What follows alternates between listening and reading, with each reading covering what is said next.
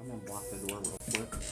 See, I hate this. Every single fucking time I preview a light setup for the live. Mm-hmm. And it makes it look one way on the live. And then when I start the live, it immediately looks a different way. And it's not what I needed it to be. This was supposed to be green. It looked green on the preview.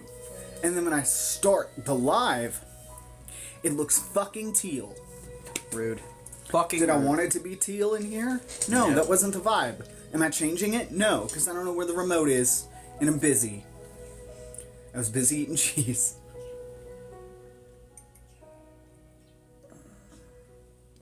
Hi. It's every single time. I should anticipate it by now, where I'm like, okay, the quality of light's going to look like this, it's going to shift it to here, and I don't. I forget every single week. I'm like, okay, preview looks good. And then I hit start, and I'm like, no. Why give me the option to set up, like, filter or light or anything like that, and then you do it. And then when you start it, it changes it. This was supposed to be green. Just know that. And just know that in the back of your head, this is supposed to be green. A bright green, not teal, not bluish green. Green. Anyway. You struggled stopping Bladed Faith to be here? Good, good. It's a good book.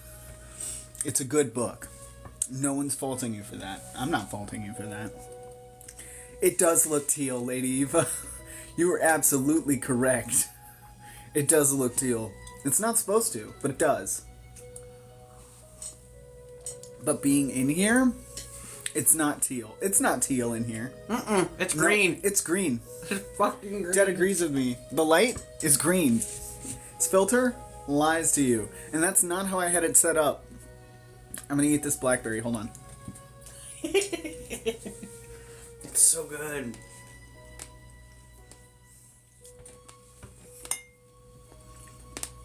Oh, man. It does. Well, it's not the vibe, but it's not the vibe. We'll get there. We'll get there. We're gonna try and get through 2 chapters today, because the first chapter is only about 10 pages, but the second chapter is like 30 pages. The eye is Jolly Rancher green, and the couch is steel. Yeah, I know. But the thing is that it didn't look like this in the preview, is what I'm telling you. Which is unfortunate. Because this is not how it's supposed to... We'll get there. It's fine. It's fine. I just have my settings set up in a very specific way because I have a desperate need for control of my life that I'm working slowly through with my therapist. It's fine. The blueberry is amazing. The blueberry's amazing. I believe you. Dad, and also, we're a little bit late because Dad came over and made a charcuterie board. So,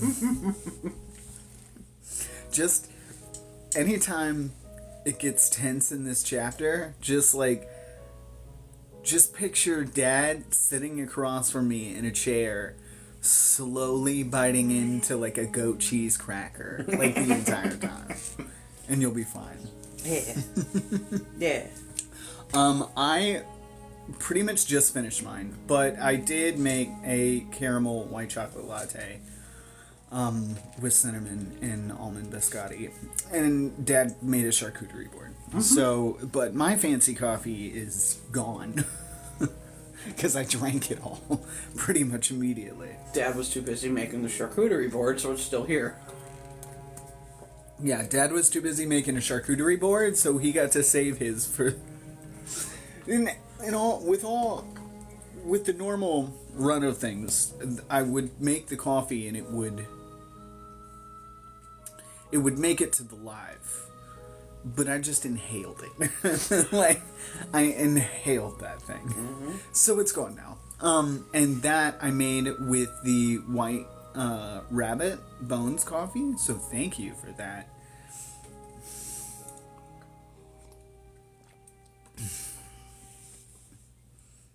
I believe you're still in there. I don't know, I can't see beyond like the last couple. Anyway.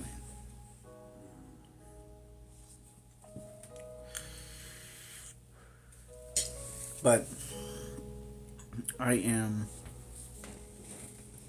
working through yay, you are still in here. Okay. I was hoping you got that. I was thanking you for the coffee that you sent me. Making sure. And Swiftblood also, the Pride coffee, gone. Gone. I drank all of it. It is really good for, like, summer weather. So then, after I kind of, like, fiddled with it for a little bit, and I was making it into, like, an iced latte, with, like, not a lot of heavy accoutrement, it was one, see, and this is the trouble with anybody that has, like, a coffee that they're labeling as, like, stone fruit. Stone fruit can mean a lot of different things. More often than not, you're thinking cherry, because coffee cherries, anyway, they're already a stone fruit. But, like, you don't know what they've added to it, right? So you don't know what the actual flavor palette is. Stone fruit can cover a wide swath of fruits. Mm-hmm. So you're like, I don't know what's in this. I don't know how to make it. So you kind of got to fiddle with it.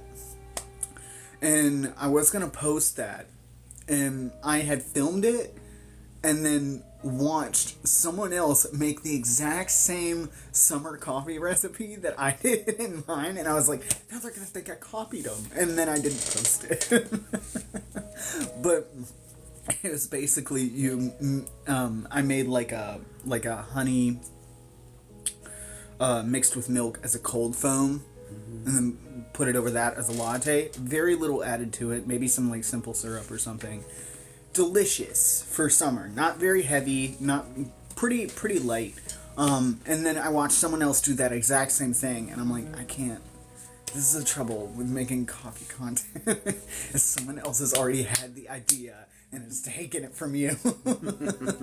And I did actually find something else where I'm like, the other day I was like, why can't I post it? And I was like, what if I just shout out to the other creator who did this? Like, and maybe I do it like a different way. Like I saw, like, one of my favorite coffee creators is, oh God, what's his first name?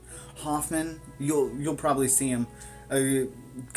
Slim guy, glasses, does a lot of coffee content. Made donuts into coffee milk the other day, into like a donut latte. And I was like, we have a bunch of strawberry glazed donut holes in the pantry right now. And I was like, why can't I just do that and then like tag that other creator, like, hey, I used your idea, like something. And then part of me is like, they don't like that. Don't at people. Like, they hate that, and I'm so scared to do it, and I just don't. And it does sound good, and I do plan on making it, if only for my own benefit. But every single time I'm like, I'm gonna make a thing, and then someone else has done it already and done it. And I know this is just my skewed way of looking at things, but I'm like, they did it better. They did it better than you could. And I'm like, what does it matter if I'm better at it? It doesn't matter if it's better. I know they're gonna have better camera equipment. It doesn't matter. What matters is that I did it. What matters is that I had fun. But to me, no, they did not. Good thought process. I did it, but I dressed up for it. Anyway. But yeah, I should just dress up as Shinzo again and make a bunch of coffee, donut coffee creamer. So there's a million lipsticks on the market, but they still come out with more and find a fan base. That's true, and I don't know why don't have that same energy for my own cosplay content, but I don't, and I gotta get over that. And then a lot of the times, my other biggest hurdle is like, oh, I thought of something new I want to do to this thing. So then I'll like start doctoring my wig again, and then the next week I'm like, well, I don't have it finished, so now I can't do it because I've decided to do something wonky with the rest of it. Like Sharon, he's still sitting up there half curled because I don't have the rest of his curlers. Because I ran out of curlers, and now I need more, and I gotta wait for them to come in so I can finish curling them. It's fine. We'll get there. Either way, that's what's going on in my life. Thank you for the coffee. It was very good. It's gone now. And we're going to read a book. Although I cosplay and do other stuff, this is not a place where I just sit here and talk to people. I read you guys a book. And right now we're working slowly through Miss Peregrine's Home for Peculiar Children. We're currently on the last installation, the 6th novel, The Desolations of Devil's Acre. We just started it, so it's relatively new. If you wanted to go and catch up on the rest of the series, you might have to listen to another 5 books, but the fact of the matter is that you can listen to them all on my YouTube channel. There's a link in my bio, so you can go there, catch up on everything, join us for next week. And we are going to be starting Chapter 3 this week, and we're going to be attempting to make it all the way to Chapter 5 for next week. Now, if you need a little catch up, if you missed last week, it's not going super well. Jacob and Noor were trapped in V's Loop with a couple of tornadoes. They did make it out through some means that Velia obviously anticipated. They did find a cool looking, broken looking watch thing that they think might be linked, but they woke up in Jacob's grandfather's house where they were very shortly accosted by a white and hologhast, and now they're in Jacob's grandfather's bunker underneath the house with V's dead body, trying to figure out how to get out. So, I mean, high school, am I right? Anyway. Did that get you? We've all had that moment in high school. Everybody has a weekend at Bernie's moment in high school. Like, if you didn't, did you really go? If you haven't been trapped in a basement with a dead relative with your girlfriend, did you even go to high school in this American school system? I'm joking. Disregard that. Strike that from the record. Anyway, who is ready to have me read you a story? Two Real Korea pulled out our yearbook like an hour ago. Two. Alright. Yeah, 2 from Dad. Alright. Chapter 3. We sprinted through the low-ceilinged tunnel that ran below my grandfather's suburban street, then climbed another ladder and up through a hatch into the bedroom of the dummy house. There was no time to look out the window to check the damage to my grandfather's house, no time for anything but the motion of our legs and my hand pulling Noor's, and thank God the house was a mirror of Abe's, so I could find my way quickly down the hall and into the living room with no unnecessary expenditure of thought. The living room was howling and wet, gauzy curtains flapping at the shattered bay window, a fallen oak branch reaching into the room like a monster's hand. A glimpse, barely registered, of flames across the street. No sign of the hologhast. Despite myself, I felt a surge of hope that it was dead. We burst into the garage. The boat-like Caprice was just where it had been, the spot beside it vacant. The Aston had been abandoned weeks ago in Brooklyn and was now surely in the Whites' hands, or had been stolen and stripped for parts. We threw open the Caprice's long doors and sank into its seats. The keys were in the cup holder, the garage opener clipped to the visor. I reached up to touch the button, but Noor snatched it before I could. "One thing," she said. It was the first time my eyes had come to rest on anything since we'd started running. Even in the unflattering glare of the Caprice's dome light, even soaked to the skin, hair tangled, breathing hard, she was a vision. A vision. She said, "You don't stop. Whatever happens, you have to get back to the acre, even if I'm in trouble." It took me a second to process what she was saying. "I'm not leaving you behind. Listen, Listen. Her body was coiled with tension. She took my hands, twined our fingers together without unlocking her eyes from mine. Someone has to warn the others, and there's nobody but us to do it. Nobody else knows what's happened.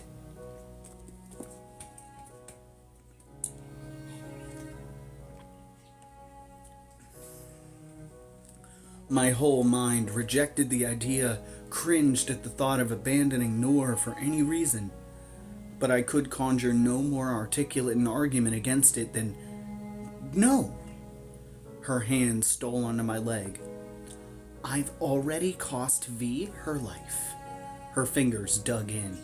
"Don't let me be the reason our friends die too." My heart was beating in my throat.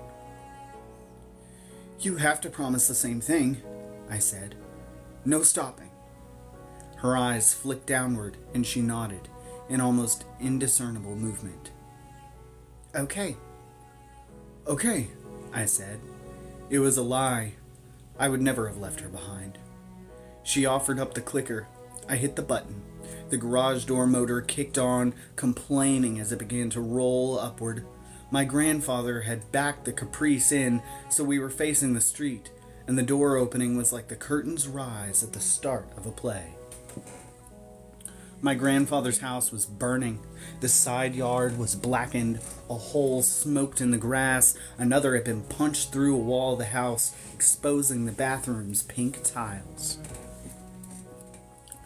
I'm pretty sure I muttered, "Oh shit," and Noor said something about starting the engine, but a sudden sharp pain in my gut demanded all my attention. It also told my eyes where to look. At the hole in the yard, where a black tongue was reaching up into the rain from a shifting pile of pink-tiled rubble. Noor was staring too, had followed my eyes to the pile. "Jacob," she said quietly, "I think it survived." The hologast rose from the rubble. It was enormously tall, despite its hunched back, and it stretched and cricked its neck as if just waking from a nap rather than unburying itself from a house. Pulverized concrete had dusted it ghostly white, making it visible to Noor. "Start the engine." Noor was reaching over, shaking me. "The engine, Jacob." I twisted the key, then racked the shifter down to D and punched the gas. We lurched into the driveway, bottomed out in the gutter with an attention-grabbing scrape, and swerved into the street.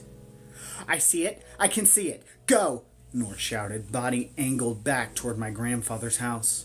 I floored the gas pedal. The car's engine howled with a fury that old boat-like Chevy Caprices were never meant to have. It was too much power. The back wheels spun on the wet pavement as the rear end swung sideways. The hollow was loping across the yard, nearly to the street now. It was even taller than the one I'd fought at the Dead Risers Loop in Gravehill, and spattered with impressionistic puffs of concrete dust and black blood. "Go, go, go, go!"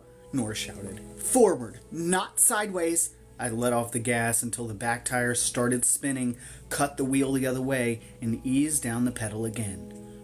"Right behind you! Right behind you!" We took off just as the hollow gas tongue tried to lasso our bumper, but it bounced off with a loud metal thwang, and a moment later another of its tongues punched out the back window. It shattered, raining glass into the rear seat. We were tearing down the street now, and it was running after us, limping and injured, but still fast. Noor opened the glove box and rifled through it. She was looking for a weapon, or maybe a secret panel, or James Bond-style buttons, but there were only registration papers and a pair of old reading glasses.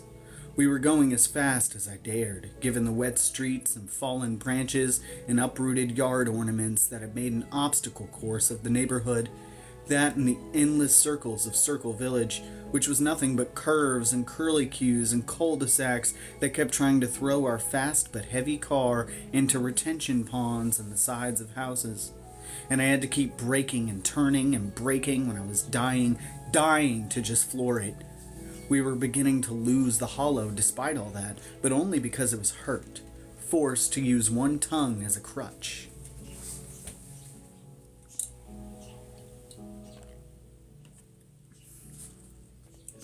But then I felt the compass needle jerk away, and in the rear view I saw the hollow skitter off the road and disappear behind a house. "It's trying to cut us off," I said, and we both leaned right as I swerved to avoid a tipped-over golf cart in the road.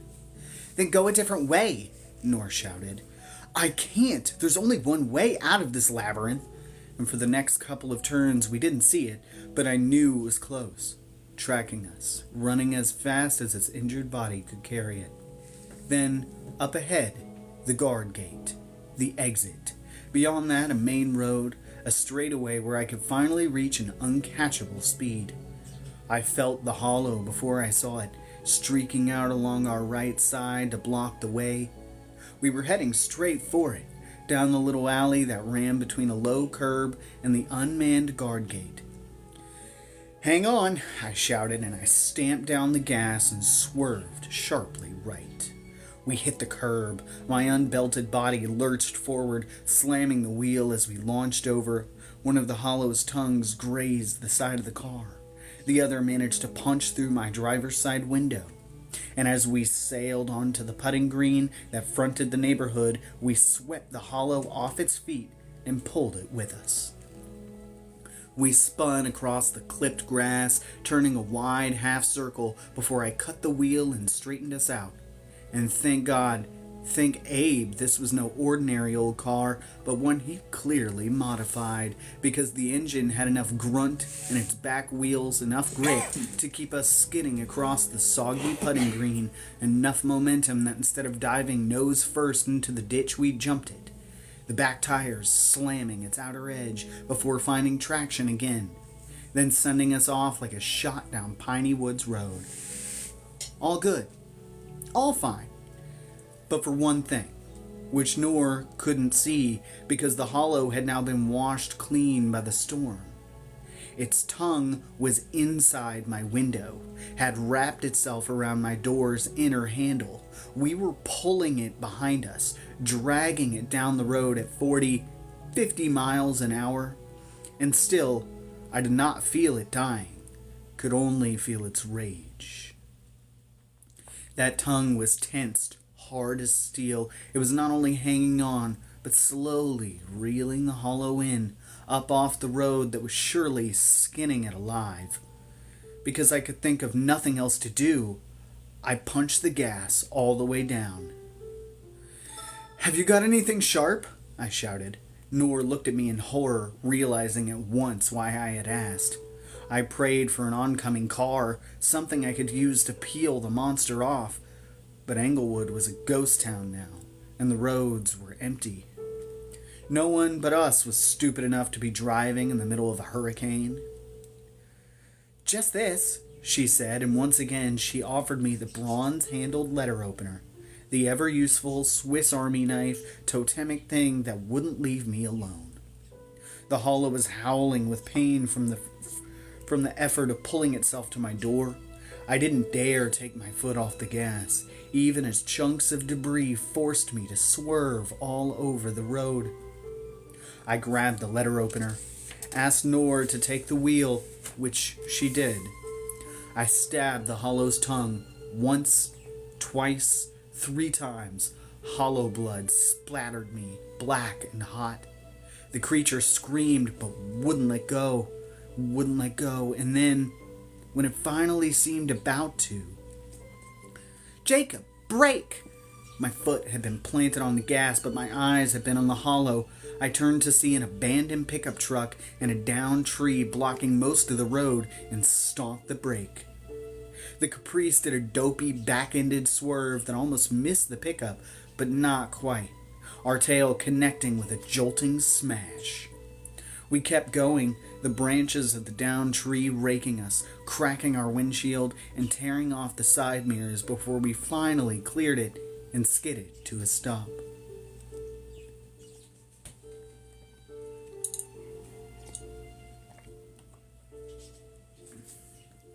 We had ceased to move, but the world still spun.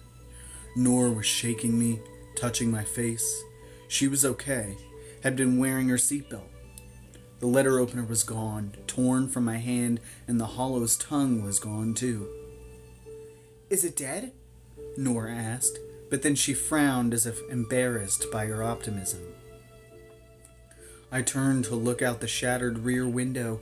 I could feel the hollow still, steady but weakened, but couldn't see it. It was far behind us, knocked loose in the crash.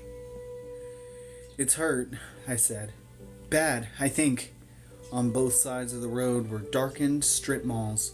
Up ahead, a snapped traffic light twisted dangerously in the air. On a different day, I would have turned the car around and gone back to finish off the hollow. But today, I couldn't afford the time or the risk. One hollow gas running loose was the least of our worries. I touched the gas. The car wobbled forward. The Caprice's nose angled slightly downward and to the left. We'd popped a tire, but could still roll.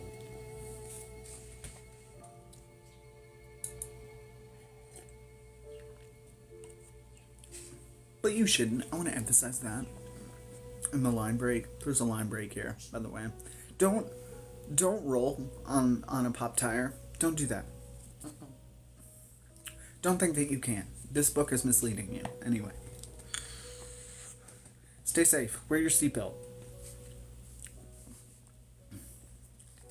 I didn't dare push the damaged Caprice too hard, lest I risk popping a second tire and stranding us completely. We limped along at what my grandfather used to call after church speed, wobbling through a town I hardly recognized. It looked like the end of the world. Shuttered stores, abandoned parking lots, streets littered with wet trash. Traffic lights blinked, heeded by no one. The small boats people docked in creeks and canals had snapped their moorings, and in the heavy chop their masts tick-tocked like wagging fingers.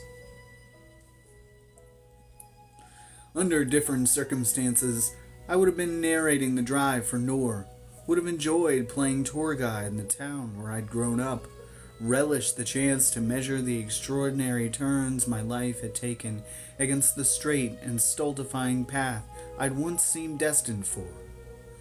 But now I had no words to spare, and the hope and wonder such musings had once made me feel had been extinguished under a suffocating blanket of dread. What was waiting for us on the other side? What if the acre was already gone and my friends with it? What if Call had simply wiped it all away? Thankfully, the bridge to Needle Key was undamaged. Thankfully, too, the storm had begun to let up, so that as we climbed the wide, frowning arc of the bridge, there were no sudden gusts, nothing to push us over the flimsy guardrail and into Lemon Bay, that stripe of white-capped gray below. Key Road was still passable, if strewn with downed branches, and with some effort we were able to navigate past the shuttered bait shops and old condos to reach my house. I had assumed it would be empty. Even if my parents were back from their Asia trip, they would probably have evacuated to Atlanta, where my grandma on my mom's side lived.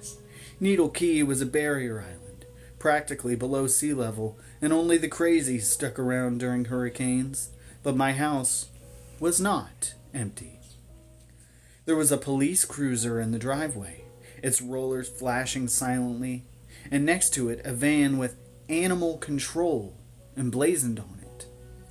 A cop in rain gear stood beside the cars, turning as soon as he heard our tires crunch the gravel.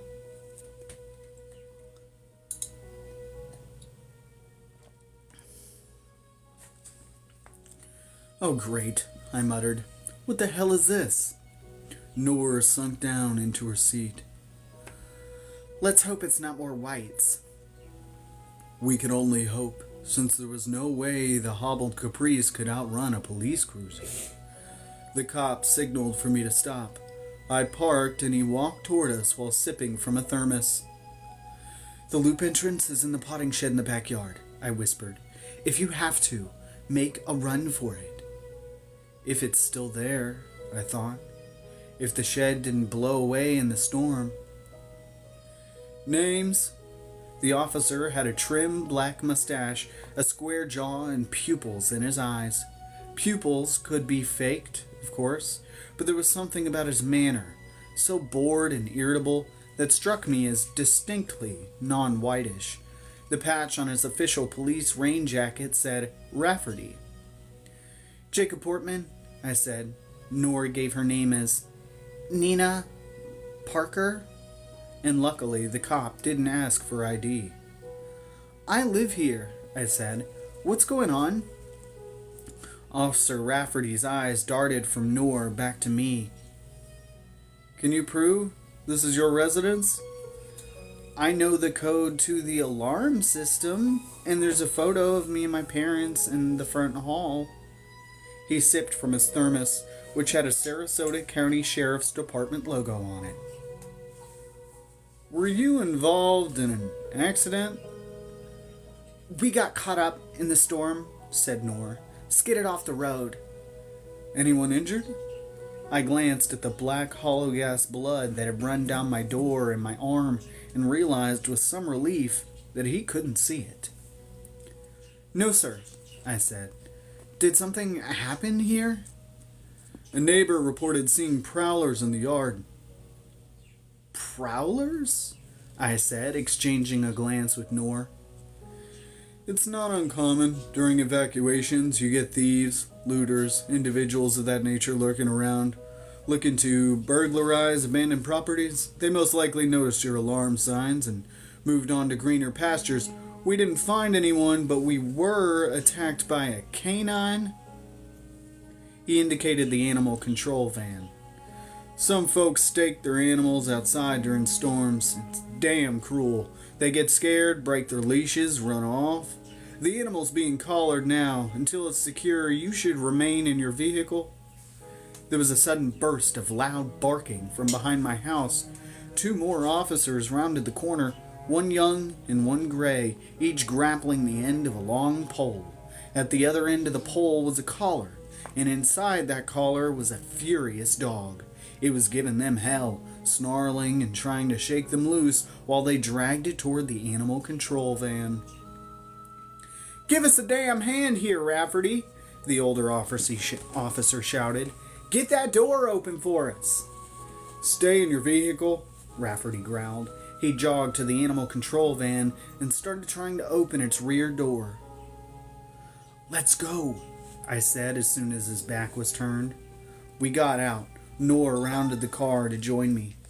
Back in your car, Rafferty shouted, but he was too busy struggling with the door to come after us.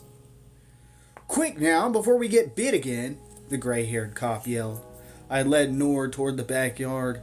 We heard a blood-curdling snarl, and then the younger cop shouted, I'm gonna tase it. The dog's barks took on a new, louder urgency. I fought an urge to intervene, and then I heard someone say in a crystal-clear accent, It's me. I stopped cold and turned. So did Nora. I knew that voice.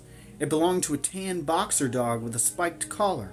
His muscular legs dug into the gravel. In the chaos, the officers hadn't seemed to hear him. Rafferty finally got the van open. The older animal control officer held onto his pole while the younger one brandished a taser. Then I heard the dog say, his lips forming the words, Jacob, it's Addison. The cop heard that, and they were all gaping, open-mouthed. So was Nora. That's my dog, I shouted, running toward him. Down, boy! Did he just... said the younger officer, shaking his head. Stay back, Rafferty called, but I ignored him and knelt down a few yards from Addison, who was looking a bit ragged and very glad to see me, his dock tail wagging so hard it shook his whole rear end. It's okay, he's trained, I said. He does all sorts of tricks. He's yours, Rafferty said doubtfully. Why the hell didn't you say that before? I swear to God he said something. said the gray-haired cop. Addison snarled at him. Put that away, I said. He won't bite you if you don't threaten him. He already bit me, complained the younger cop. The kid's lying, Rafferty said. I'll prove he's mine. Addison, sit. Addison sat. The cops looked impressed. Speak, Addison barked. Not like that, the young cop frowned. He said words. I looked at him like he was crazy. Beg, I said to Addison. He glowered at me. That was going too far. We're gonna have to take him in, said the older cop. He bit a police officer. He was just scared, I said. He won't hurt anyone now. We'll take him to the jockey training school, Noor said. He's a total sweetheart. Really. I've never seen him even growl at someone before. Make him talk again, said the younger cop. I gave him a concerned look. Officer, I don't know what you thought you heard, but I heard him say something. Now make him apologize for biting me. It's just a dog, Kinsey, the older cop said. Hell, I seen a Doberman on YouTube once that sings the national anthem. And then Addison, who'd had quite enough of being insulted, drew up on his hind legs and said, Oh, for heaven's sake, you provincial boob, I can speak better English than you can. The younger cop let out a single sharp laugh. Ha! But the other two were speechless. Before their brains could unfreeze, there was a loud shattering crash from behind us. We spun around to look, and there was Bronwyn standing at the edge of the driveway. She'd thrown a potted palm tree through the animal control van's windshield. Come get me, she taunted them, and I had not even a second to appreciate the joyous fact of her being alive, or to wonder what she was doing here, because she took off running behind the house, and Rafferty shouted at her to stop and chased after her. The other two cops dropped their poles and did the same. To the pocket loop, friends, Addison cried, and he shook the poles off his collar and started to run. We chased him into the backyard. I looked for the potting shed by the oleander hedge, but the storm had carried it into Lemon Bay, and where it had been, there was now just a rim of splintered boards.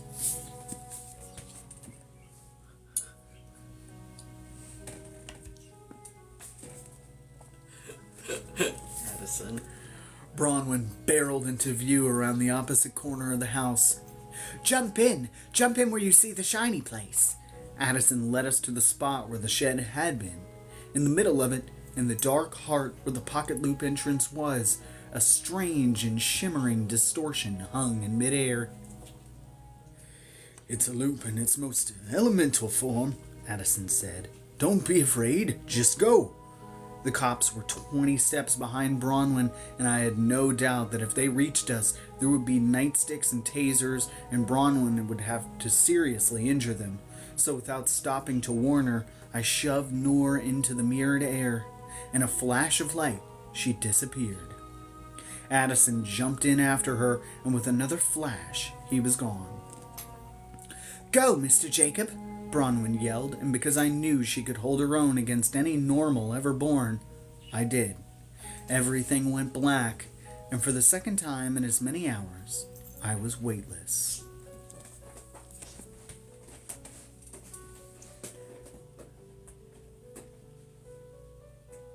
Well,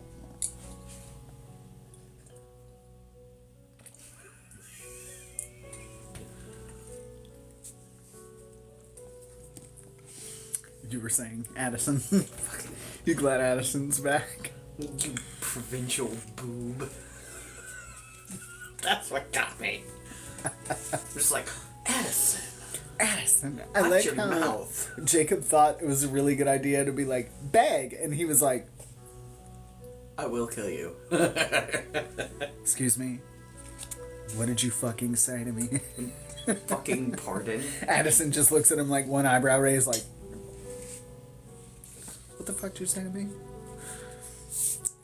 Fucking love Addison. All right, and now we move on to Chapter 4. Let's see if we can get all the way through it. There are quite a bit of pictures in here, so I'm hoping it's not as intimidating as it looks. I just didn't count the amount of pictures. Yeah, he's like, no, you first. You first. I love Addison. We tumbled out of the broom closet in a tangle of flailing limbs and sprawled across thick red carpet. I caught an elbow on the chin and felt a wet dog nose swipe my face, then narrowly missed getting punched by Bronwyn as she thrashed free of the pile. "Unhand us, you animal-torturing bastards!" she was shouting, her eyes wild and unfocused, and she pulled back her fist and was about to knock one of us unconscious when Addison tackled her with his forepaws and pushed her backwards. "Get a hold of yourself, girl. We're back in the Panlupticon." He licked her face. Bronwyn's arms went limp at her sides. "We are?" she said meekly. "It all happened so quickly, I lost track of where I was." She took us in. A smile bloomed across her face. "My goodness, it is really you. I'm so happy to see you guys. I can't even," Noor started to say, but the rest was muffled by the folds of Bronwyn's homemade dress. "We thought you'd lost us for good this time," Bronwyn cried, hugging us both. "When you disappeared again without telling anyone, we thought for certain you'd been kidnapped." She stood without letting go, hauling Noor and me up with her. "Horace had a dream you'd gotten your soul sucked out through your feet, and then the desolations began and—" "Bronwyn!" I shouted into the sandpapery fabric of her dress. "For heaven's sake, let them breathe," said Addison. Sorry, Bronwyn said as she released us.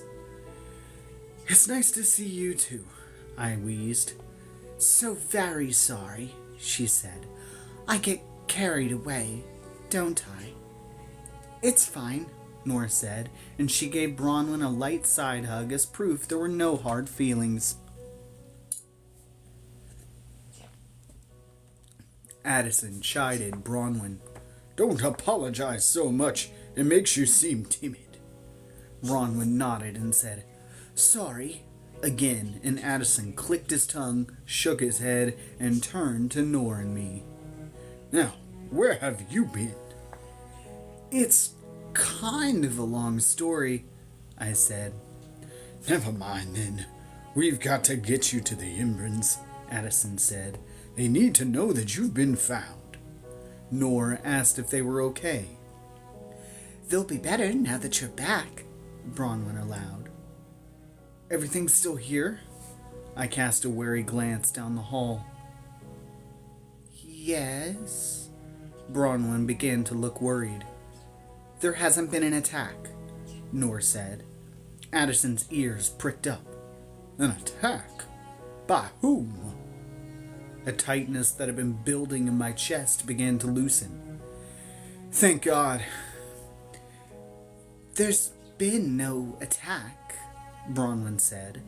"Though, honestly, we've been so preoccupied with finding you that we might not have noticed if bombs started falling." "I want to know what you meant by all these strange questions," Addison said, raising up on his hind legs to squint at me. Noor glanced at me, uncertain. "Maybe nothing," I said, rubbing my face. "It's been a long night. I don't mean to be mysterious, but I think you're right. We should talk to Miss Peregrine first." I didn't want to spread panic, and there was still a small part of me that hoped I was wrong about Call, that he was still where he belonged, condemned to spend forever trapped in the Library of Souls. "At least tell us where you've been," Bronwyn pleaded. "We've been working day and night to find you. The Imbrans have had us patrolling every loop where you two might conceivably have disappeared to. Emma, Enoch, Addison, and me have been on rotating shifts at your house in Florida since yesterday evening." "Even in that tempest," said Addison. "And then those sadistic pole-wielding constables surprised us." "Since yesterday," Noor said. That can't be right. How long have we been gone? I finally thought to ask. Addison's furry brows pinched together. These are odd questions indeed. 2 days, said Bronwyn, since the afternoon before last. Noor fell back a step. 2 days? That's how long we were falling, I thought, and for a moment I felt that weightless, bodiless sensation come over me again. 2 days. We went to find V, I said. That much I can tell you. And we did, Noor added, which was more than I wanted to say. Bronwyn gasped, but didn't interrupt. It didn't go well, I said. We got ejected from her loop somehow and woke up on my grandfather's porch in Florida. By our winged elders, Bronwyn said quietly.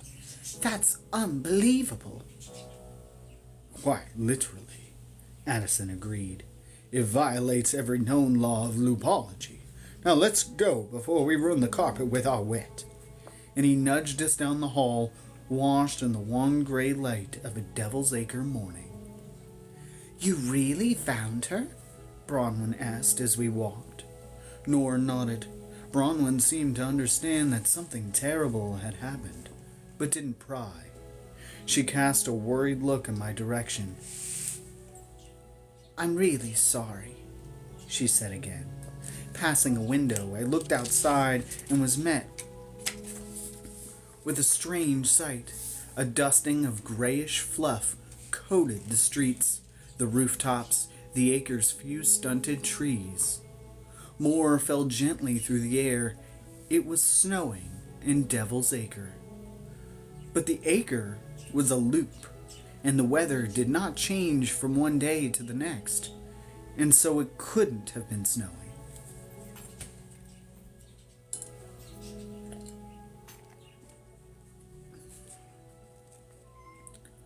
Bronwyn caught me staring. Ashes, she said. It's one of the desolations, explained Addison. That's what Miss Avocet calls them. So all was not as we had left it. All was not well. When did that start? I asked. But then someone was screeching. Is it them? Is that them? And 2 people came racing out of the stairwell.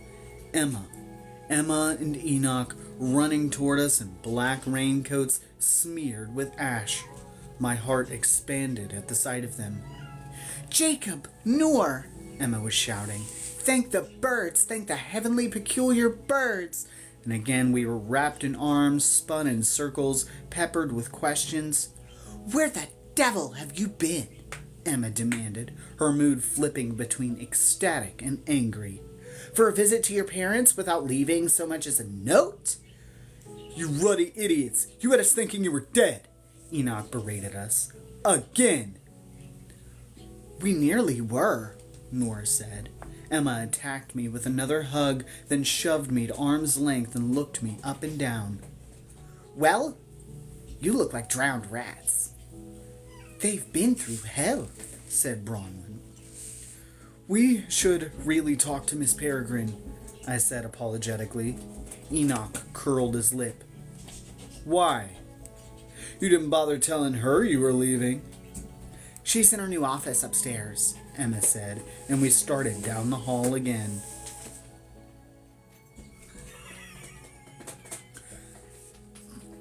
Do you want to let this cat in? Yeah. I'm like, I don't know what else to do. She's clearly desperate. Sorry, we have to let this cat in. The cat has been so distracting for like 10 minutes. Come on. Yeah. Come in here. Yeah, I know. Minty wants in here. Minty has to follow me. Uh-huh. Yeah. Good kitty. They found the Hollowinter, Addison blurted, apparently unable to contain himself. Emma's eyes lit up. Really? Where is she? Enoch said suspiciously. Don't ask, muttered Bronwyn. Emma blanched. She was about to ask me something more when we came to a throng of people lined up in the hall, and we stopped talking as we passed them. They looked like new arrivals, both wide-eyed from the strangeness of their surroundings and dazed from recent loop crossovers, all dressed in clothes from different eras and parts of the world. Some could easily have passed for normals. A young couple who looked like English gentry and had the bored expressions to match. A boy tapping his foot and checking his pocket watch. A glaring baby in an old Victorian baby stroller. Others were so manifestly peculiar they'd have had a difficult time living anywhere outside of a circus sideshow or a loop. A bearded girl and her mother. A man in fancy dress who had a parasitic twin growing out of his chest. A freckled girl who had piercing eyes but lacked a mouth. They were lined up to get their transit papers stamped by one of Sharon's passport control functionaries. New joiners from outer loops, Enoch whispered. The Embrons have been inviting all sorts to the acre. Not that we can fit many more. We're cheek by jowl as it is. I asked why, and he gave an irritable roll of his shoulders. I've no idea why anyone would want to come here. Any other loop would be better than this. It made me wonder if the Embrons already knew something bad was coming, and were gathering the most vulnerable peculiars in the acre for their protection. We were nearly past the crowd when I thought I heard my name, and looked back and caught about half of them staring at me. The moment I turned away again, I swear I heard the glaring baby say, in a distinctly not baby voice, "That is Jacob Portman!"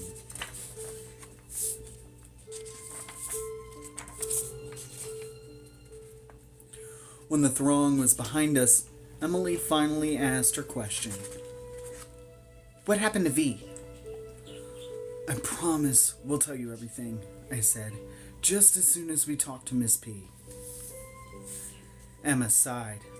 Tell me this, at least. Did you have something to do with the hail of bones yesterday? She touched a purpling bruise behind her ear, the sight of which made me wince. The what? Nor said. The desolations, Addison stage whispered. There was a hail of bones yesterday morning, Bronwyn said matter-of-factly. Rain of blood last evening. More of a drizzle, said Emma, shouldering open the stairwell door and holding it for the rest of us. And now the ashes. Something is rotten in the state of Denmark, Addison said. That's Shakespeare. And here are the pictures of some of the new arrivals to Devil's Acre. There's a lot of pictures in this segment. You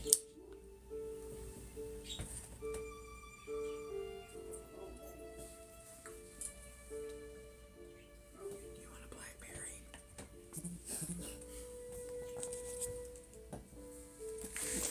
The fact that you waited until I had the picture and then you were like, do you want a Blackberry? Hey. Like this stage whisper. That's what made it fantastic, okay?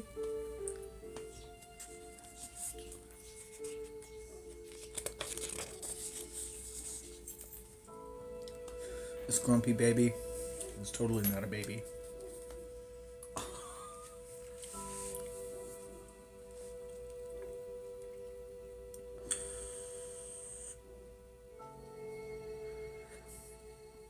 The snacks are delicious. I'm having a hard time here. I want more cheese.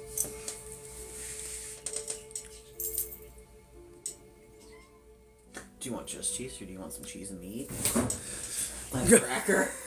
All this crackhead over here? This crackhead trying to eat all our cheese. Why do you think I'm so close to it? I know. So she can't jump up there. Mm-hmm.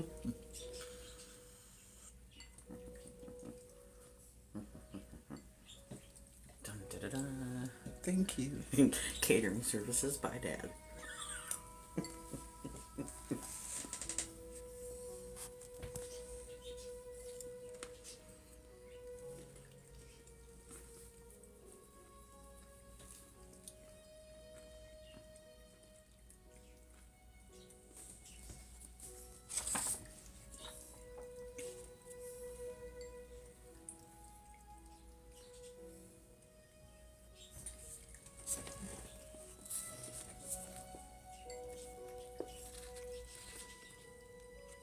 I overestimated the amount of pictures.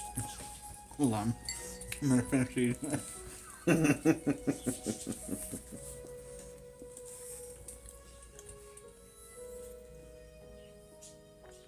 It's really hard to sit literally 1.5 feet away From cheese.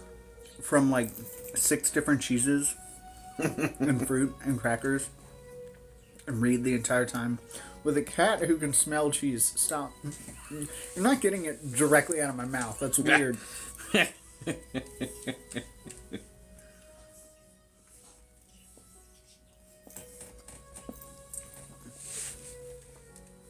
at this little gremlin.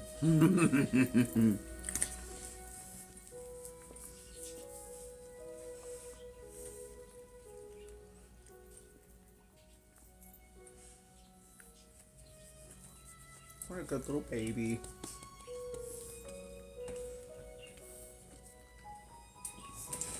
And you're 1.5 feet from a bunch of delicious food, and you're like, gotta wait until this motherfucker gets done for, like, why?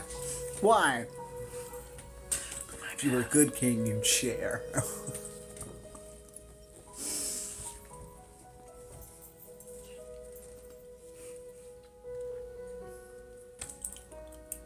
That cheese is so good.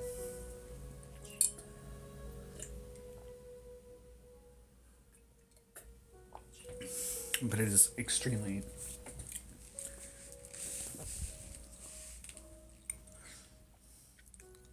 Cheese? What do you mean? Okay, maybe it's because... Sorry, I was like just eating cheese and then like a warning popped up that was like, your life has been a restricted audience due to regulated substances. And I was like, the cheese? Wild. Oh no. It's not We can't European eat cheese. It's we got it here. Sorry, that was really funny. Alright, I'll finish now. On the top floor of Bentham's house, above the libraries and the dormitories and snaking halls of panlupticon doors, were his attic of peculiar treasures and his office, which in his permanent absence Miss Peregrine had claimed as her own.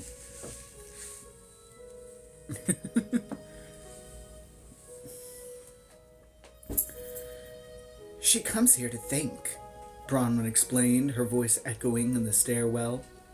She says it's the only place in the whole bloody acre she can get a moment's peace and quiet.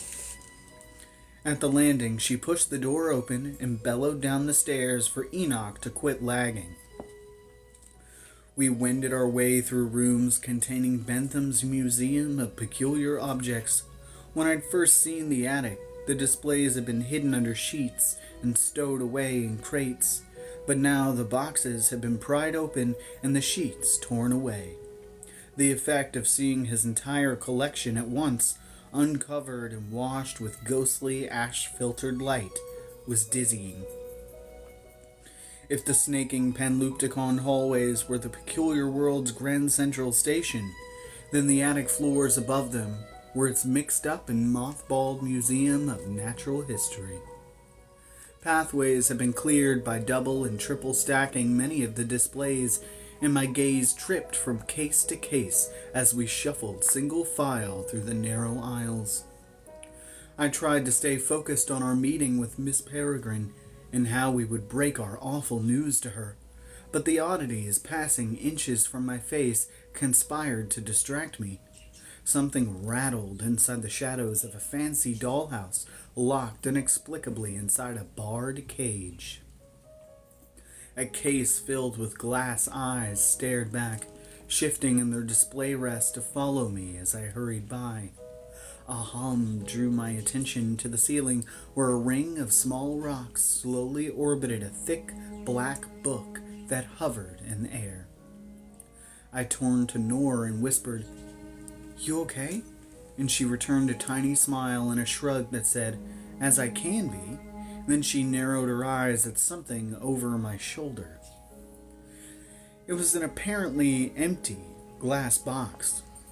Above it, a sign read, "The ultimate and penultimate flatulations of Sir John Soane, builder of this house. What was this Bentham guy's deal? Noor said. Why'd he collect all this crap? He was an obsessive, clearly, said Addison, with far too much time on his hands.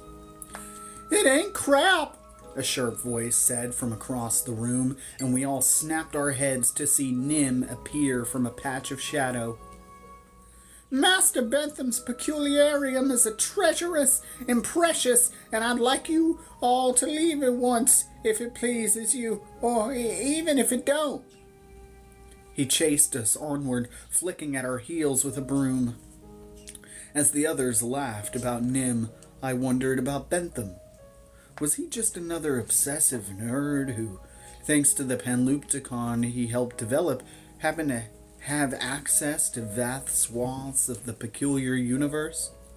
Or was he squirreling away evidence of a world he feared his brother might one day obliterate?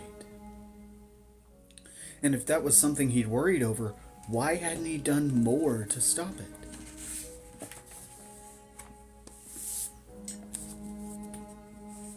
And here is another picture.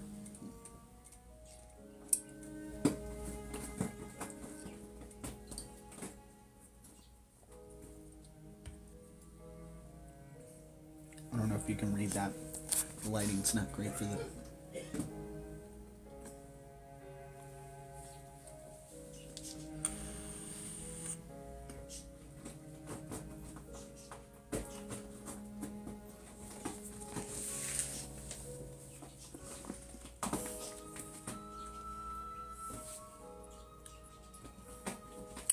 I can hear it.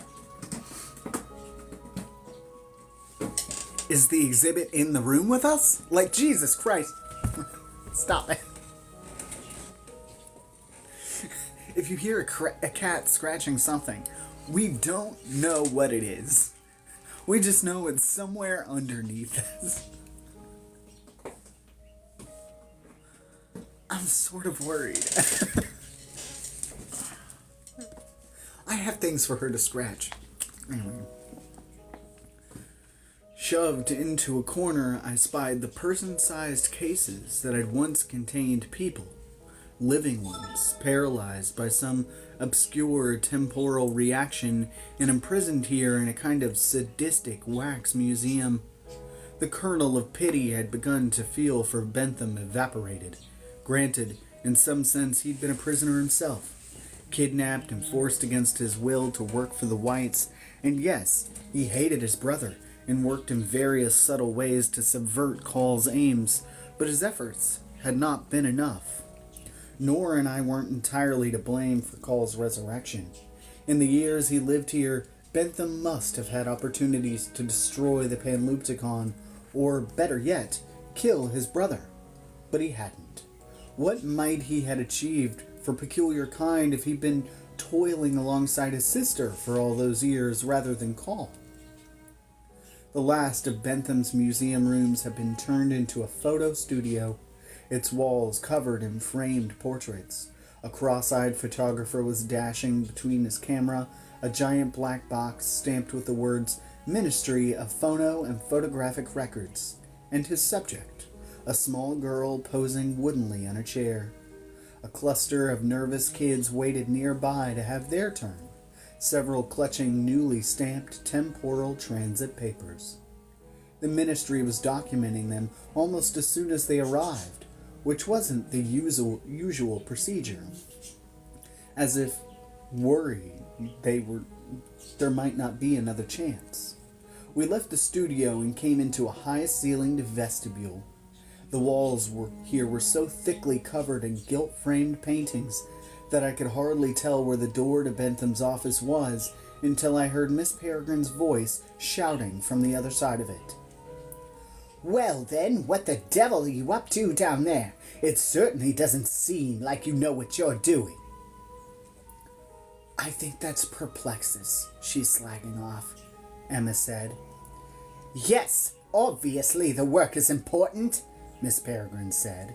"But you're going to break Devil's Acre if you continue failing this way, so either fix it or find somewhere else to do your blasted experiments."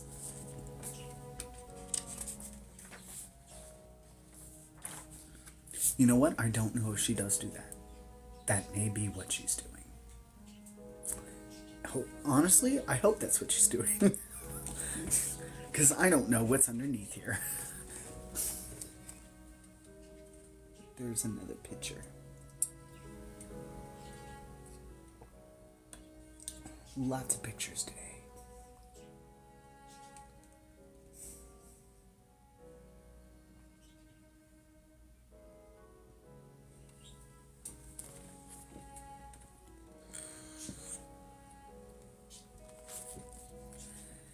"Maybe we should come back later," Bronwyn said. Enoch shushed us all and cupped his ear against the door, which then flew open. Miss Peregrine stood in the frame, the color high in her cheeks. "You're back!" she cried, and flinging out her arms, she engulfed us in a flutter of black fabric. I thought... Well, never mind what I thought, you're back." I caught a glimpse of Perplexus in the room behind her, but whatever drama we'd interrupted had been all but forgotten.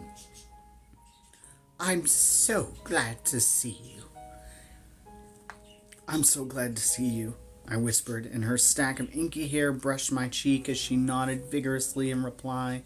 I'd often felt relief at seeing Miss Peregrine, but never so much as I did right then, having spent the past several hours trying and failing to imagine the world and my life without her.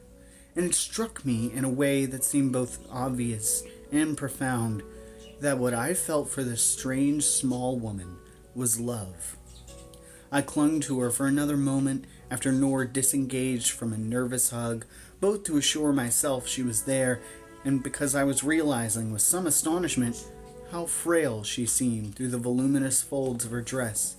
It frightened me how much weight rested on such slight shoulders. She let me go and stepped back to take us in. "My goodness, you're soaked to the bone." "Me and Addison found him at Jacob's house just 10 minutes ago," said Bronwyn, "and brought him straight to you." "Thank you, Bronwyn, you did the right thing." "Oh, you dears, you poor creatures," called Miss Avocet from inside the room, and I looked past Miss Peregrine to see the elder Imbrin sitting by the window in a wheelchair. She gestured for us to come in, then snapped to 2 Imbrins in training, hovering nearby. "Ladies, fetch some clean towels, fresh clothes, Russian tea, something hot to eat." They chorused, "Yes, miss," and dipped their heads. One was named Sigrid, a serious-looking girl with perfectly round glasses, and the other was Francesca, Miss Avocet's promising favorite. Enoch sighed and turned his head to watch Francesca go as she slipped past us. Then he caught me looking and immediately resumed his usual scowl.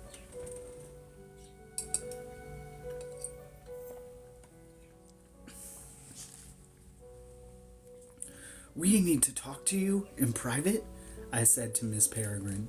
She nodded, and I wondered if she already knew what we'd come to tell her. "Private?" Enoch's scowl deepened. I could see he wanted to argue, but held back. Perhaps the memory of her shouting at Perplexus was too fresh.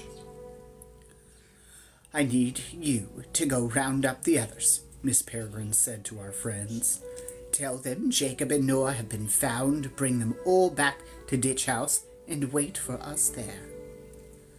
"Millard and Olive are searching the New York loop," Emma said, consulting a thin watch on her wrist. "But they should be back any minute." "Go get them now, please," Miss Peregrine said. "Don't wait." "Yes, miss." Emma gave Miss P a look that seemed to beg her not to keep them in the dark too long. "See you soon."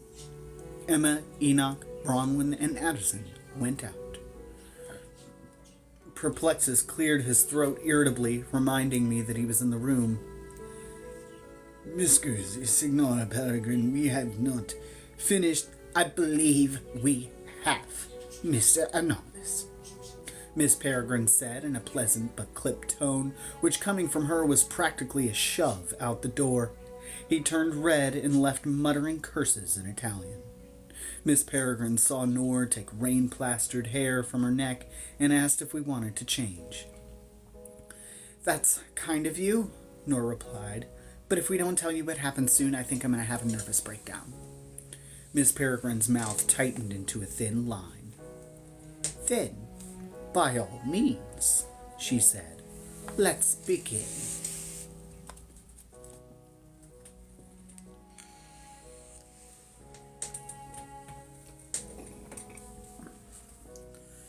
In lieu of fresh clothes, we were given blankets to wrap ourselves in, and the Imprins in training returned with tea and snacks that were laid out on a table but went untouched. We had no appetite. Lucky you guys, you fucking dipshits. Sit a foot away from a bunch of food and you're like, "Not hungry." Motherfuckers. Anyway, I'm gonna eat so much cheese after this is over. I'm gonna delay the video game stream by like 10 minutes. I'm gonna eat so much cheese. And then we were finally alone with the two Imbrins perched on a small sofa between Miss Avocet and her ornately carved wheelchair, and Miss Peregrine, who stood beside us, apparently too anxious to sit. "Tell us everything," she said. "I think we know much of it, but tell it anyway and leave nothing out." So we began our awful story. I told them how we'd decided that if Nor was going to stay with us permanently, she should have more of her own personal things, and so we'd gone to her foster parents' apartment in Brooklyn via the New York Loop. "Without telling a single soul where you were going," Miss Avocet said, her long fingernails drumming the arms of her wheelchair. It seemed indefensible now, but I tried to explain anyway. Things had calmed down in the acre, I said. The dark clouds of danger that had hung over our heads the past few weeks had seemed to clear. Our friends had been coming and going, using the Panlupticon with some freedom, and Nor and I felt we'd earned enough leeway to do the same. "We really thought it was safe," Nor added, sounding genuinely apologetic. "We thought we'd be back before anyone noticed." I told them about the postcard we'd found in a stack of mail at our foster parents' place that had seemed to have been written by V and invited Nor to come visit her. The address was a place that was only a few hours away by car. "We were already out of the acre when we found it," I added, feeling like a kid trying to wheedle his way out of being grounded. "And rather than coming all the way back, it was something we wanted to do ourselves," Nor cut in. "We don't need your justifications," Miss Avocet said. "You're not on trial here." And then she muttered, "Yet."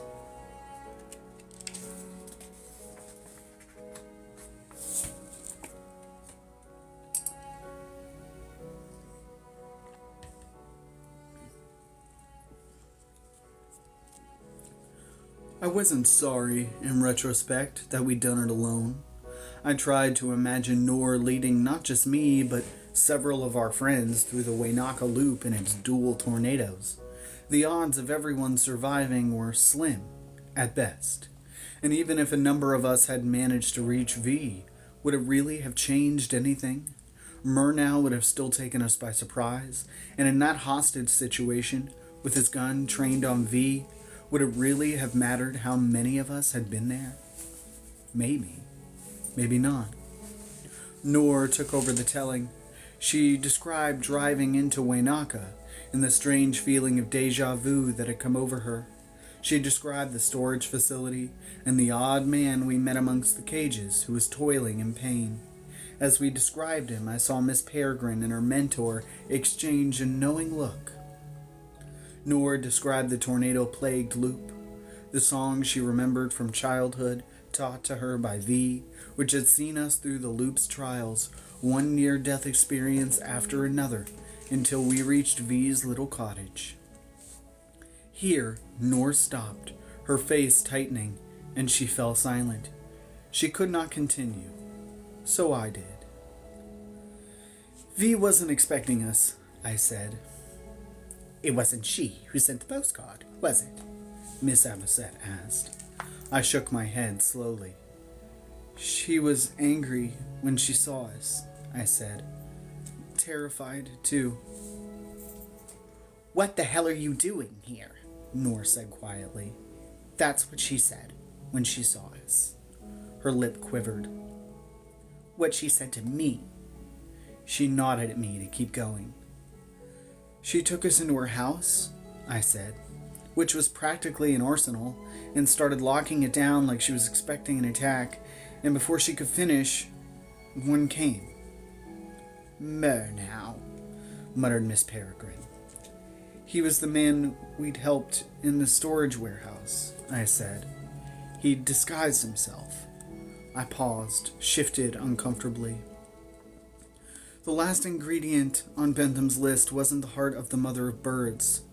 He was never after either of you. It was the heart of the mother of storms, Miss Avocet said. Francesca noticed Bentham's intentional mistranslation last night. I suppose he hoped it would throw Cole's people off the trail. I shook my head. It didn't. Murnau killed her, said Miss Peregrine. She didn't need to ask. She could read it on our faces. Noor's chin dipped to her breastbone. She took a shuddering breath, and when she began to steady, I continued. He shot her, and then he shot the two of us with some kind of sleep dart, and then we woke up. I stopped. Couldn't make myself say it in front of Noor.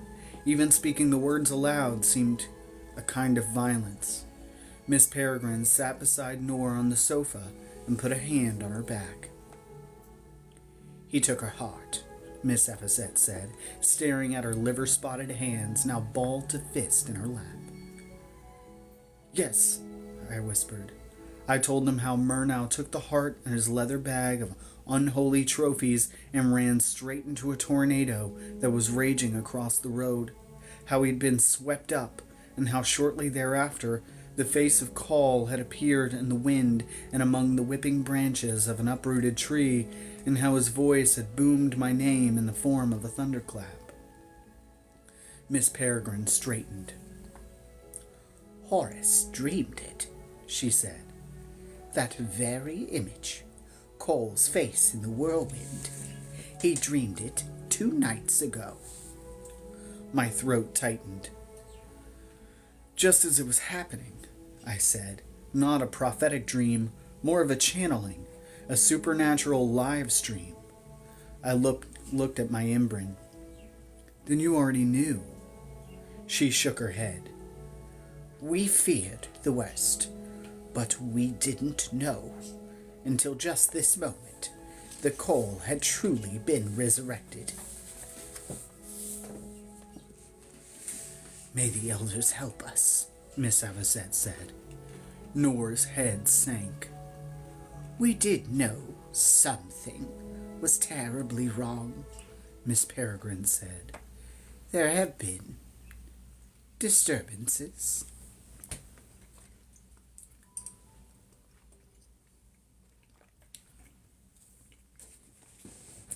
Sick amount of water.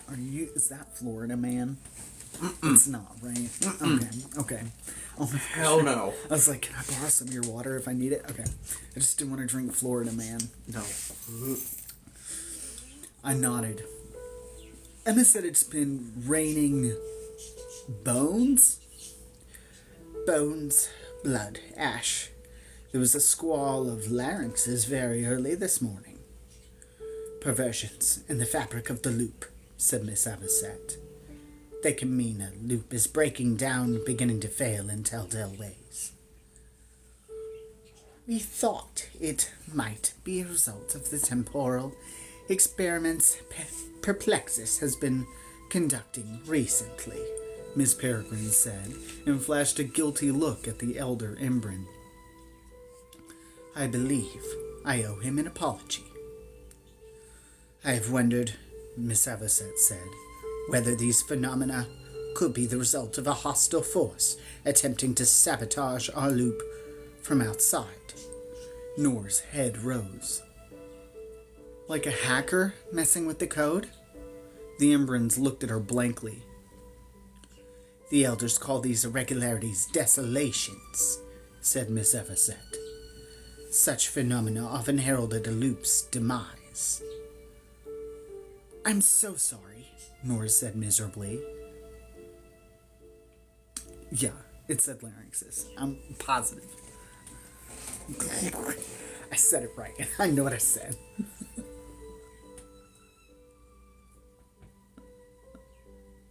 I know because I almost said lynxes while I was going through it the first time. So I know I said it right. I wish it was lynxes. Titties. "Oh, nonsense," Miss Peregrine said. "Why?" "This is my fault. I led Murnau to V. It's my fault she's dead. My fault calls back." "Well, if it's your fault, it's just as much his for helping you," said Miss Avocet, poking a finger at me, and Nora's mouth fell open in surprise. "And Fiona's for allowing herself to be captured so they could slice out her tongue," she went on. "And those dead risers who sat on their backsides while the whites turned their precious graveyard inside out looking for the Alpha Skull. And mine and Francesca's, come to think of it, for not catching Bentham's sneaky mistranslation of storms earlier, which would have tipped you off the moment you realized V's loop was infested with tornadoes." "All right," Miss Peregrine said to Nora. "Enough of this my fault business. This is self-pitying piffle and helpful to no one." "All right," Nora said, forced by their good-natured bullying to agree, but I knew the question of blame was more complicated for her than they'd made it out to be. "But has Call attacked anyone?" I said, the question I'd been dying to ask finally bursting out. "Has he shown himself?" "Not yet," said Miss Avocet. "Not that we know of." "But he will," I said. "Oh, yes, most certainly he will." Miss Peregrine rose from the sofa and crossed to the window. She studied the view briefly and then turned to face us. "But if I know my brother, this attack will come in a way we're not expecting, at a time we're not expecting. He won't rush. He's careful, methodical, like all whites." "Just a moment," said Miss Avocet, sitting as erect as the parenthetical curvature of her back would allow. "How did the two of you escape the loop before it collapsed? You haven't told that part of the story yet." "I think it had something to do with this," Nora said, and she dug V's strange stopwatch out of her pocket. Miss Avocet's rheumy eyes flashed with interest. "May I examine that?" Nora passed it to her. The old Embrin fished up a monocle that hung from a thin chain around her neck and held it close to the watch. After a moment she exclaimed, "Why, this is a temporal expulsator." She flipped the watch over in her hand. "I was told this never made it to production. Too unpredictable, it had a tendency to turn the user gut side out." "I think V kept it just for emergencies," I said, trying not to picture the oozing mess we might have become had this thing malfunctioned. "We found it in V's hand after we woke up, on my grandfather's porch." "In Florida?" Miss Peregrine's gaze had wandered out the window again, but now it snapped back to me. "Yes, that makes sense. Abe trained her, after all, and they worked together for some years." "She was an Embrin," I said. "V made that loop herself. Did you know?" Miss Peregrine frowned at Miss Avocet. "I did not." "I knew," Miss Avocet said, answering Miss Peregrine's unasked question. "Abe introduced me to Velga when she was just a teenager. He asked me to train her in secret. As a favor to Abe, I agreed." "You might have told me," Esmeralda," Miss Peregrine said, sounding more hurt than angry. "My apologies, but it would not have helped the children's search, only made it seem impossible and discouraged them." "But how do you find a loop that's never been mapped?" I asked. Miss Avocet nodded. "When I heard Velia was hiding in America, I did wonder if she'd made her own loop so that she could hide, without having to entrust her whereabouts to another person, but I never suspected she would create such a dangerous one, intentionally, as a means of defense. It's brilliant, really." "Quite," Miss Peregrine agreed. "But what a lonely life that must have been." "I'd like to bury her," Nor said quietly. "We had to leave her behind," I explained. "Her body's in my grandfather's bunker." "We don't bury Imbrins, at least not in the usual way you're accustomed to," Miss Avocet said. "But she deserves a funeral at the minimum." She looked away and muttered what sounded like a prayer in Old Peculiar, her downturned mouth and pinched brow transforming her face into a topography of creases. "We'll send a team to retrieve her body," Miss Peregrine said. "I'd like to go," Nor said. "Me too," I said. "There's a hologhast lurking around. A pretty injured one, but still." "Out of the question," Miss Avocet said flatly. "A hologhast?" Miss Peregrine stiffened. "You mean you were attacked?" "There was a white patrolling my grandfather's yard," I said. "The hollow was off in the woods. It seemed like they were waiting for something. But I don't think it was us. The white was pretty surprised when we showed up." "He was even more surprised when I stabbed him in the neck," said Noor. Miss Peregrine looked frustrated. "Sometimes it seems as if my brother's forces are inexhaustible. I truly thought we'd killed or captured most of them."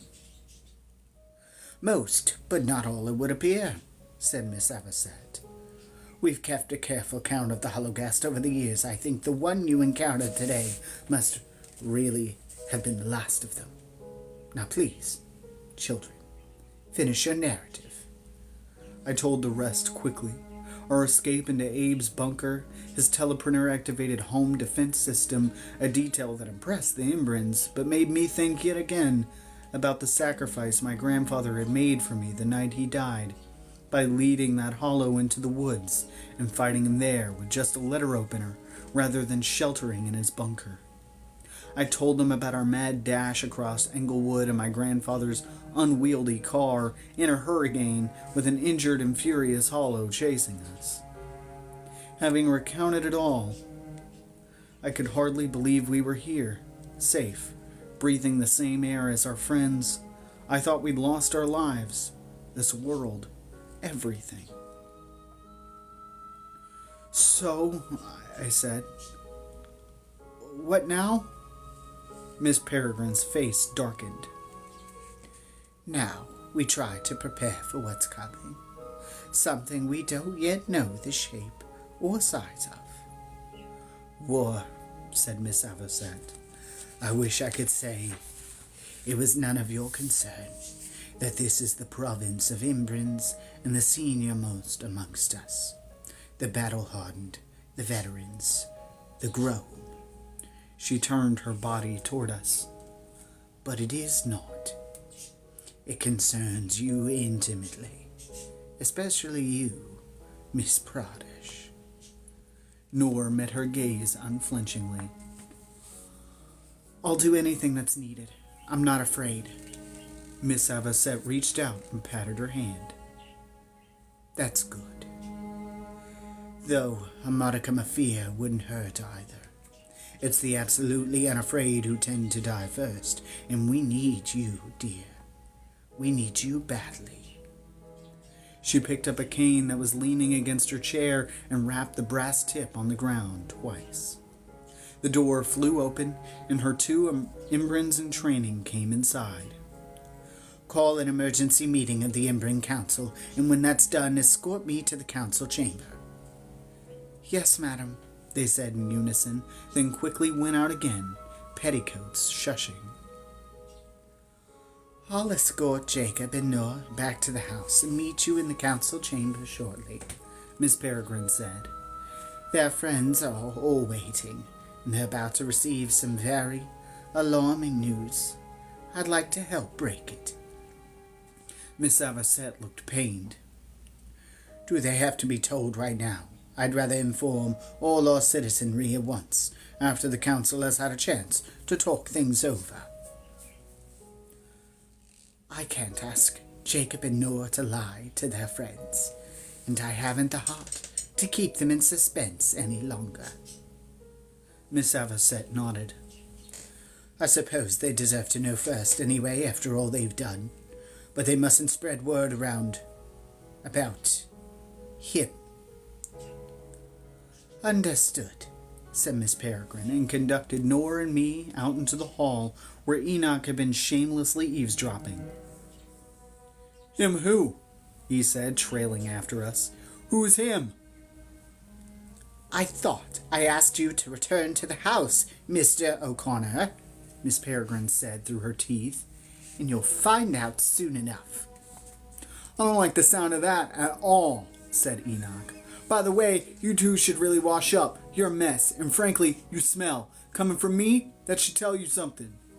Nora looked down at her shirt, partially dried and gone stiff with mud and blood, and grimaced.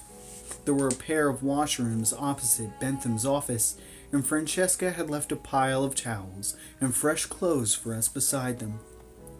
Change, by all means, but be quick about it, Miss Peregrine said. I've got a meeting to attend. Can I have some of your water? Yeah. I'm gonna fucking die. Okay.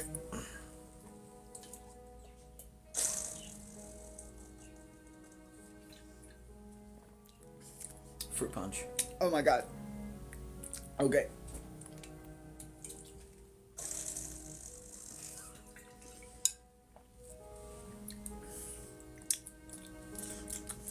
It's got electrolytes in it. That's why it's a little salty. Sorry. No, it's fine. I'm just like, just water, please. Okay. Can you turn it off? There's an off setting? Yeah. Ah. Let me do a draw real quick.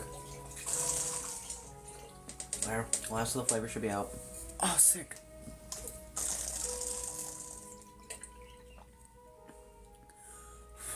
Water. Plain crispy water. Thank you. I don't know. I'm not super always ready for flavored water. It's like I have to be in a mood for it. And Fair. most of the time, I just want plain crispy water. Thank you. Like, I felt a bit guilty taking an extra 30 seconds to soak my hands in hot water to clean caked mud from my face and inside my ears, but I needed it badly. A few seconds alone, a moment to breathe.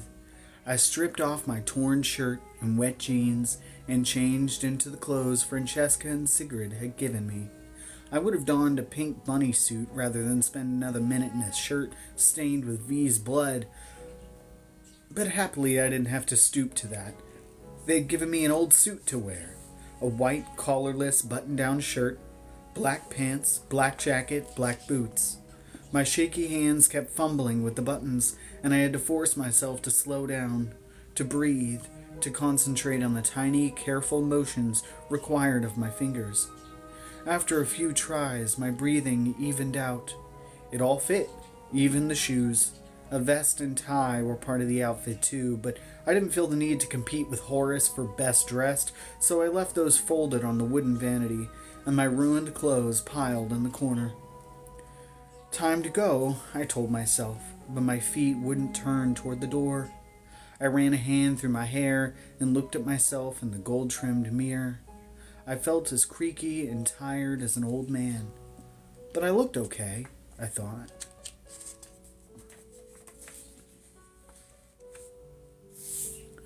The pictures covering the vestibule outside continued throughout the bathroom and I noticed a framed photo of Bentham above the vanity. Strange, I thought.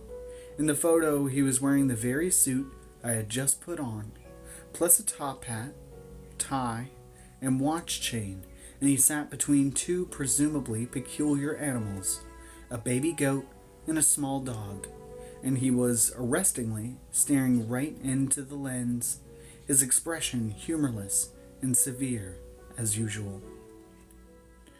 What happened to you? I wondered, locking eyes with him. Bentham and Call were trapped together in the collapsed library of souls. When your brother was resurrected, did you come back too? And then I swear I saw his lip twitch, and I felt a cold charge go through me, and hurried out of the washroom.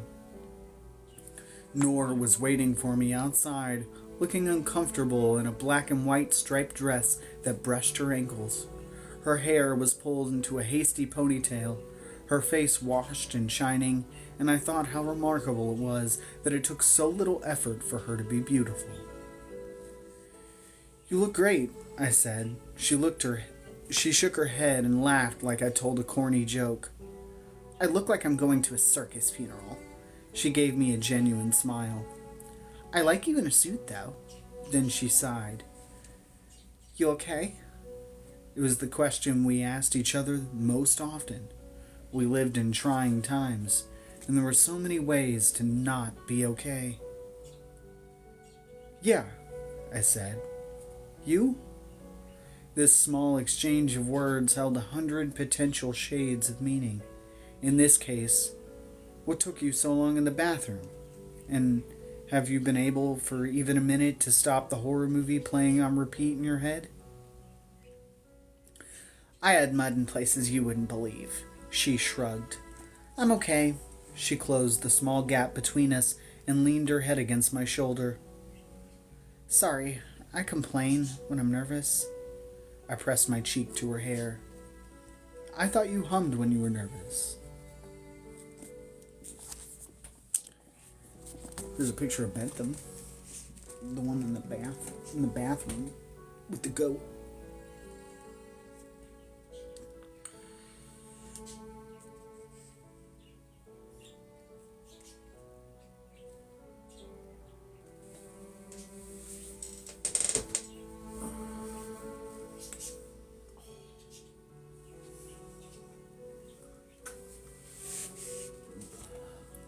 Honestly, I don't think that's the right suit. I think Jacob just doesn't know the cut of suits. Anyway. Fair. Are you okay? Would he even know a regular collar from a Mandarin collar? I think not. I was like, I'm pretty sure it's not collarless. Pretty sure you just don't know the cut of suits. Fuck you. Anyway. Yeah, after she hummed the song before, be lucky if she ever hums again, motherfucker. Like, hum one time and see where it gets you.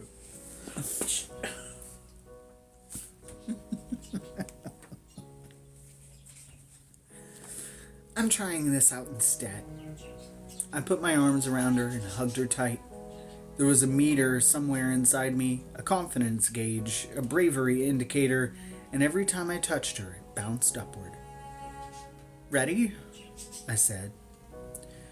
To confess my sins, she said, and before I could argue with her word choice, Miss Peregrine and Enoch whooshed into the hall and escorted us out. And that is the end of the chapter. And we made it all the way through. Heck yeah.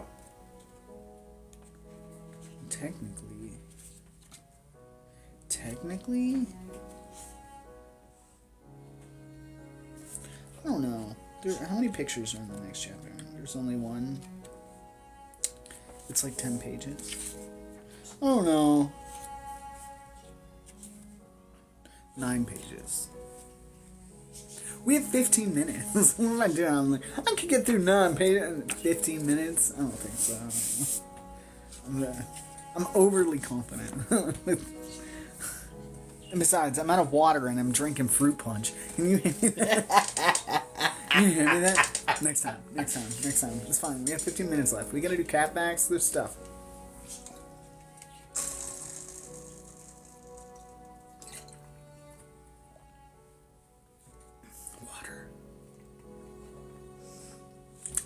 perfect timing. That's another reason.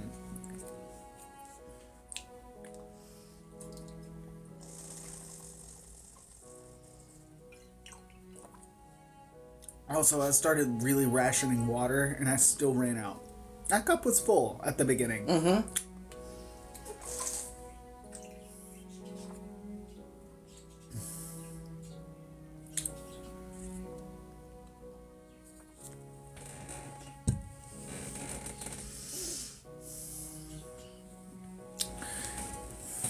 And I've been catching up on recording some stuff, so I already know it's going to take me a few minutes to rewire the game stream because I fucked up all my electronics over there. Because I was doing other stuff. It was really funny because Dave came in here the other day and he was like, "Did you know you can connect the TV to the laptop wirelessly? Like, I don't need an HDMI cord." And I was like, "Yeah, Doc." And he was like, "What?" And I was like, "Yeah, I knew that. I've been doing that for months." And he was like, "What do you mean?" And I was like, "I've been doing that. I literally, like, have the script for what I'm, like, reading up on the television. And then I sit in the chair, and then I can pull up the waveforms on the computer. I've been doing that for ages." And he was like, "Oh."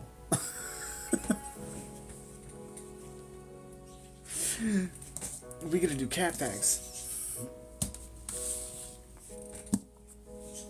Who is ready for cat facts before their phones die? Or maybe your phone already died. Wah, wah, wah. I hope Corey's still here. I don't know. And I'm gonna totally be honest with you. I don't know how to say the name of this cat because I was really distracted by cheese before we started this and I was gonna look it up and I didn't. Is that Likoi or Likoi? Corey's still here. We gotta get through this before Corey's It's phone dies. it's a Likoi because it's like a lichen. That's what I thought. Yeah. But I was like, I don't want to say it wrong. No. And I didn't get to look it up because you came over with like. I'm sorry, I came over here with like. You don't have to apologize for coming over here with blueberry cheese. Came over here with blueberry coated goat cheese. And it's nonsense. And it's fire. Anyway, the Likoi. A cat that looks like a werewolf may sound scary. It doesn't, not to anybody. That's just what the book says. We know. But the unusual, unique Likoi is anything but. This rare breed, some experts estimate are less than 200 in the world, was not created, but rather is the result of a natural genetic mutation that can occur in house cats.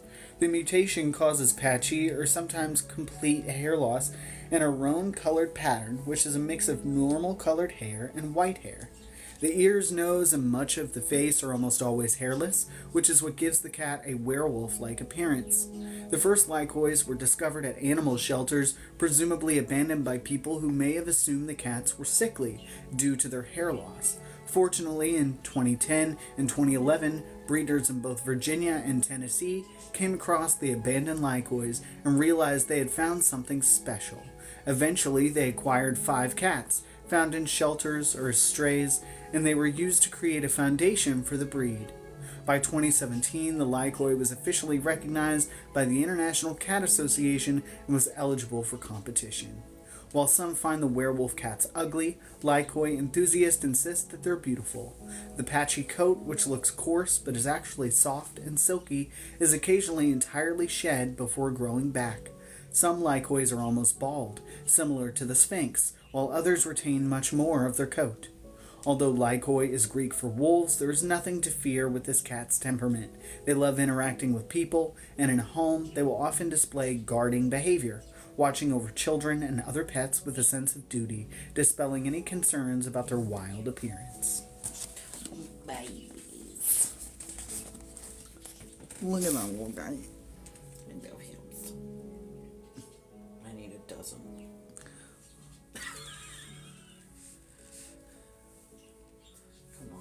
Great, a little pack of werewolf cats following me around. Hell yeah. Yeah, no, adorable. Then again, I think all cats are like adorable, regardless.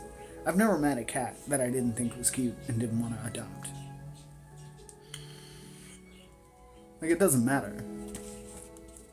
Like, a lot of people, like, are prejudiced against Sphinx cats. Look, okay, you don't think it would be cute to have a grumpy old grandpa around you all the time? Because I do. Like, a grandpa that is, like, less than a foot tall all the time. Adorable. You can put them in little sweaters. And funny. And funny. Everything they do is fun. And hilarious. I'm gonna make that motherfucker a grandpa sweater for every day of the fucking week. I don't care.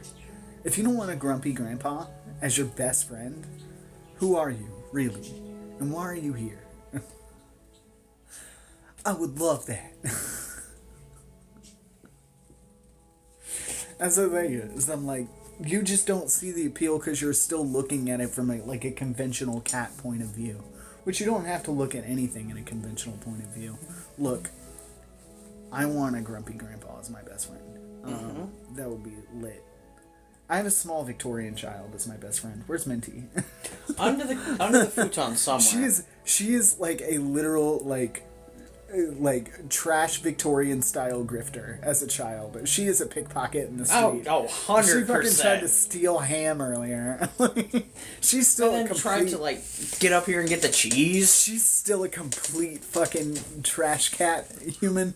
She is like the sneakiest little Victorian child. She jumped in the trash the other day. Like in it. Like whole hog in the trash. After I threw a bunch of like wet tea leaves in there. Like I had steeped tea. And then I was cleaning up all the stuff after I had my tea. And then I threw all the tea leaves in the trash. And then she hopped in the trash. And was just living in there. Like I didn't know where she was for the longest time. Until, like, I heard the trash wobble. And I was like, what the fuck? And then I went over there, and she's in the trash can. Like, she's a small Victorian dumpster diver. I love that for her.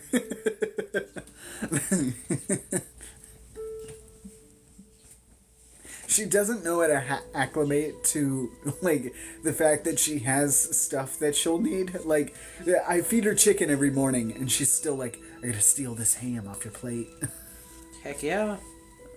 I will go eat my cheeses. I'm gonna totally eat my cheeses. Don't you so worry. much cheese. Good night, Lady Aoife. I'm glad you were here. But yeah, no, she's a small Victorian child that does not know how to grapple with the fact that she now has all the stuff she needs and is like, I still gotta steal stuff and live on the streets. And I'm like, no, you don't. I give you chicken every morning. And she does not understand that she does not have to want for anything. She's like, I gotta drink while the faucet is draining, or else I don't get to drink. And I'm like, you have a bowl of water. Not the same, see? Oh, 1%. Yeah, I'll see you guys in the Discord. I'm gonna go ahead and go, but if you're new here and you like this, we do this every single week on Tuesday, 8 p.m. Central. I read to you for a little bit, and then we go play video games all night. And if you want to follow along, like I said, you can go to the YouTube, and you can look up all the previous installments there.